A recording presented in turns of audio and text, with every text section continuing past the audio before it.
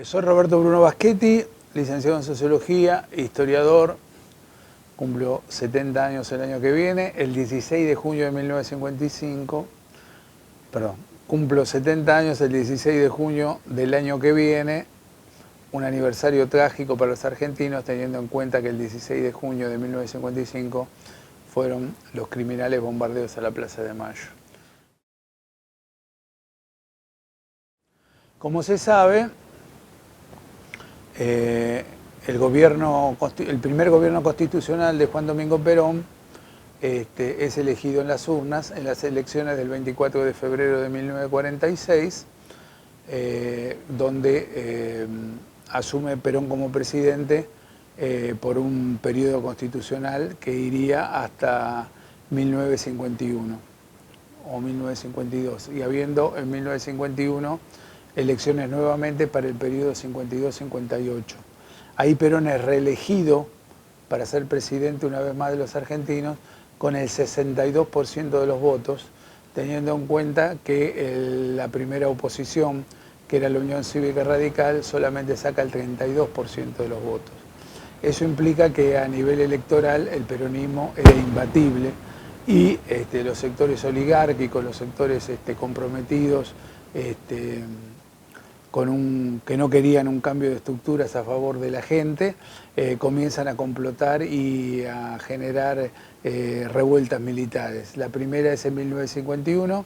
que no triunfa, está hecha fundamentalmente por los oficiales del Ejército del Arma de Caballería,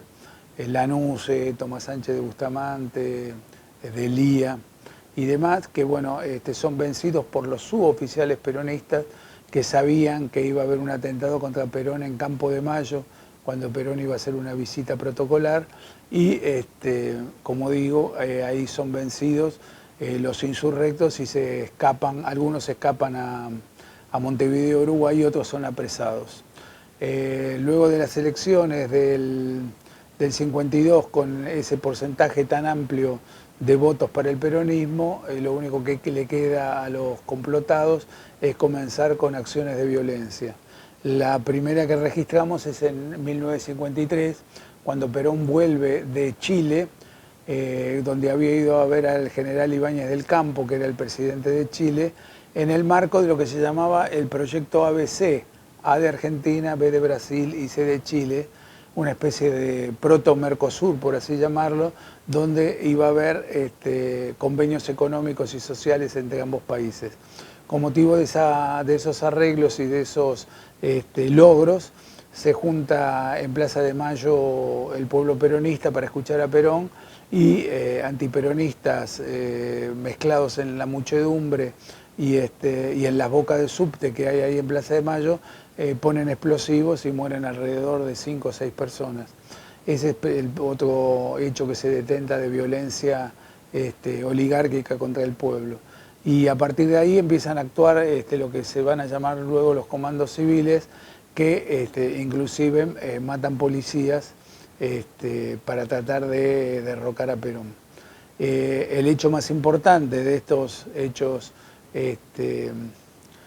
de sangre, por así llamarlos, es el famoso bombardeo a Plaza de Mayo el 16 de junio de 1955, cuando aviones de la Marina y de la Aeronáutica bombardean Plaza de Mayo. Se esperaba un desfile aéreo militar, y lo que es realmente es una metralla y un bombardeo sobre la Plaza de Mayo con la idea de matar a Perón. El jefe de la escuadrilla, con el tiempo, que se llamaba Noriega de apellido, dice que ese era el sentido del bombardeo, generar el terror entre la población. Hay alrededor de 350 muertos, más de 1000 heridos, y lamentablemente después se sabe que el caudal o las toneladas de bombas tiradas sobre la Plaza de Mayo son mayores que las que tiraron los nazis sobre Guernica en la Guerra Civil Española, con la diferencia que allá eran, como se sabe, alemanes nazis bombardeando al pueblo vasco, y acá eran argentinos bombardeando a sus propios connacionales. 3 meses más tarde, el 16 de septiembre de 1955, hay un golpe militar contra Perón. Perón tenía todas las de ganar, ya había de alguna manera reducido a los insurrectos en Córdoba, sin embargo decide retirarse y dice de alguna manera, bueno, si nosotros no tenemos razón, mejor que nos vayamos, y si tenemos razón, volveremos con el tiempo. Y la idea era ahorrar sangre de argentinos. Obviamente después lo que hay que preguntarse con el tiempo, cuánta sangre se ahorró, teniendo en cuenta los fusilamientos, las persecuciones y todo lo que ocurrió luego en 18 años de resistencia peronista hasta la vuelta del peronismo al gobierno en las elecciones del 11 de marzo de 1973 y el gobierno constitucional que comienza el 25 de mayo de ese mismo año. Lo que está en discusión, digamos, estuvo discusión en esa época y después con el tiempo tomó mayor importancia aún, cómo se podía haber conjurado un nuevo golpe militar, teniendo en cuenta el que había fracasado por parte de los golpistas en 1951, pero que evidentemente se veía que se estaba gestando otro, como realmente ocurrió en 1955. Se había pensado, Evita, que había sido la más clara en ese sentido, había pensado de que no se podía confiar solamente en las Fuerzas Armadas que fueran legalistas y constitucionalistas, porque evidentemente ahí había una fractura muy grande entre el ejército argentino.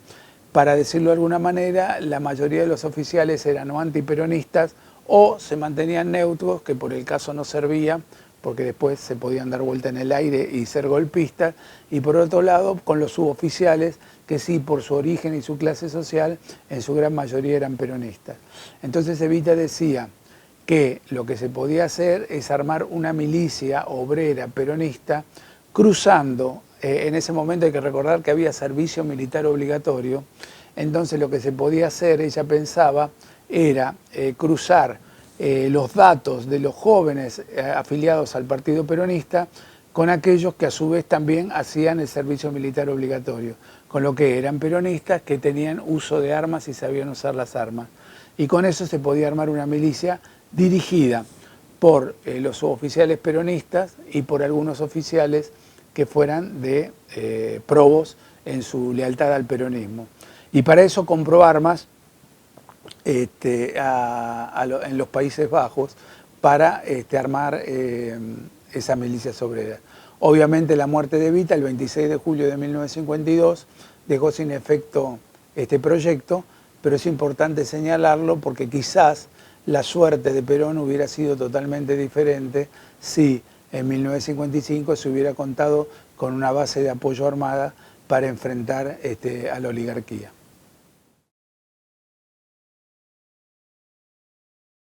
El problema de Uruguay, o en esa coyuntura de 1955, era que, digamos, en el Uruguay se alternaban los dos únicos partidos que había, que eran los blancos y los colorados. Uno era más afectos o, digamos, relacionados a favor del peronismo y otros en contra, y el otro en contra. El colorado era el que era más opositor al peronismo.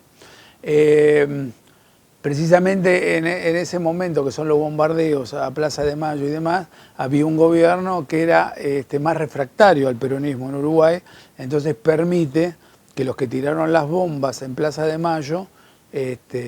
una vez cumplido ese objetivo, con sus aviones se vayan a Montevideo a exiliarse. Pero Uruguay siempre ha tenido, y eso está bueno decirlo, una impronta o una conducta de siempre estar a favor de los exiliados, porque ese mismo gobierno o esos mismos gobiernos uruguayos, cuando cae Perón en el 55, recibe una masa muy importante de exiliados peronistas e inclusive les permiten actuar sotoboche, digamos de alguna manera, en Uruguay para seguir peleando contra la dictadura de facto,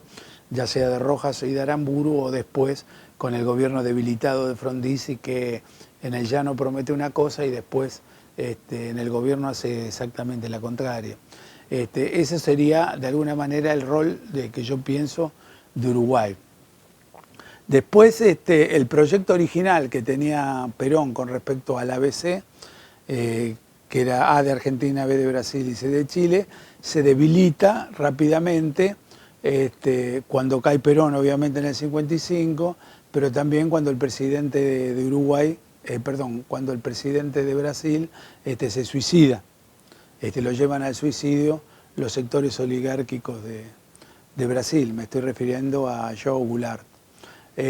Así que bueno, eso es un poco la realidad que había en ese momento. Hay que recordar que otros países se mantenían en un status quo, digamos, por de alguna manera, no estaban ni a favor ni en contra. De hecho, cuando Perón en el 55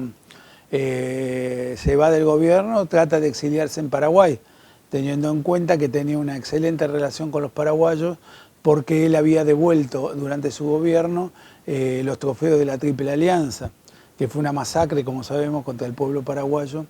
y Perón, ya digo, había devuelto esos trofeos. Así que había una excelente relación entre Paraguay y Perón. La idea de Perón es ir a Paraguay, pero obviamente no se le iba a permitir, primero porque era un país limítrofe a la Argentina y segundo porque Estados Unidos, que ya empezaba a pisar fuerte en Latinoamérica, no lo permitió. Y así es como Perón empieza con un periplo por varios países centroamericanos hasta terminar en la década del 60 en España. Ibáñez del Campo también tuvo problemas en Chile, precisamente por esa alianza con Perón que no era bien vista, porque también desde Estados Unidos y de Inglaterra se alentaba ese conflicto eterno entre chilenos y argentinos, por pasos fronterizos, por problemas de frontera, etcétera, etcétera, cuando tanto Perón como Ibáñez del Campo tenían en claro que había muchas más cosas que lo unían que esos litigios fronterizos que evidentemente muchas veces estaban hechos adrede para generar un conflicto entre países hermanos que eran parte de una patria grande, como ya se estaba pensando en ese momento que tenía que ser. El proyecto ABC, que fue un proyecto interesantísimo entre Argentina, Brasil y Chile, rápidamente debilitado, primero porque Perón en 1955 es derrocado por la oligarquía acá en la Argentina. En Brasil, Getúlio Vargas es llevado al suicidio por la propia oligarquía de Brasil, que lo acorrala y de alguna manera lo lleva al suicidio, como digo. Y por otro lado, Ibáñez del Campo después pierde elecciones a posteriori que lo alejan del gobierno. Así que por una causa o por otra, ese pacto ABC que hubiera sido muy importante, queda en la nada. Pero de alguna manera es una semilla muy importante de lo que Perón consideraba que era muy importante, que era la patria grande, donde hubiera un continente unido contra las agresiones extranjeras. Por eso también es muy importante esa posición equidistante de Perón, tanto con el imperialismo norteamericano como con el colectivismo soviético, y que está resumido en esa famosa tercera posición que después muchos líderes del tercer mundo la van a tomar como propia. Yo creo que es muy importante para saber ideológicamente qué es el peronismo. Si uno quiere ser, digamos, doctrinario, están las 20 verdades peronistas, y ahí obviamente lo que se lee en esas 20 verdades peronistas es lo que es el peronismo. Pero obviamente luego el peronismo evoluciona, se adapta a otros tiempos y demás, pero lo que creo que también es fundamental, es decir, muchas veces a mí me preguntan, bueno, ¿qué es el peronismo? Yo no tengo un peronómetro para saber si uno es peronista o no es peronista, es más o menos. Pero yo digo, si nosotros seguimos con esas tres banderas fundacionales del peronismo al tope, que son la independencia económica, la soberanía política y la justicia social, y le agregamos además el proyecto de una patria grande que incorpore a toda Latinoamérica detrás de un objetivo común de salud, trabajo y educación para todos, estamos hablando de un verdadero peronismo. Después, el resto, hay gente que está interesada en hablar de pragmatismo, que el Perón que Perón o el peronismo oscila hacia la derecha, hacia la izquierda. Bueno, eso no es así. El que no respeta estas tres banderas históricas y esta cuarta agregada no es peronista y no hay que darle vuelta. Es decir, un gobierno como el de Menem nunca pudo haber sido peronista por la sencilla razón que salió con Estados Unidos y salió con los poderes oligárquicos e imperiales que estaban en la Argentina, prometiendo una cosa en el llano y después, cuando asume la primera magistratura, exactamente hacer lo contrario. Así que yo creo que por ahí pasa lo que realmente se tiene que entender por peronismo. Y el peronismo a su vez es tan importante que muchas de esas ideas madres hasta el día de hoy se siguen peleando en el mundo, luchando los pueblos en el mundo para hacerlas efectivas. Y Perón las hizo con una revolución en paz entre 1946 y 1955. Y eso es tan importante y quedó tanto en la impronta y en el corazón y en el sentimiento de los argentinos que hasta el día de hoy el peronismo es indestructible como fuerza política. Cuando los demás grupos políticos que nacieron con el peronismo en la década del 40 están hoy totalmente obsoletos u olvidados, como puede ser en Perú, en Bolivia, etcétera, el MNR, el Movimiento Nacionalista Revolucionario en Bolivia, el APRA en Perú y otros por el estilo. O sea que la fuerza del peronismo está precisamente en llevar a la práctica lo mejor para el pueblo argentino. Y eso es lo que hace que de alguna manera siempre esté vigente por más de 70 años.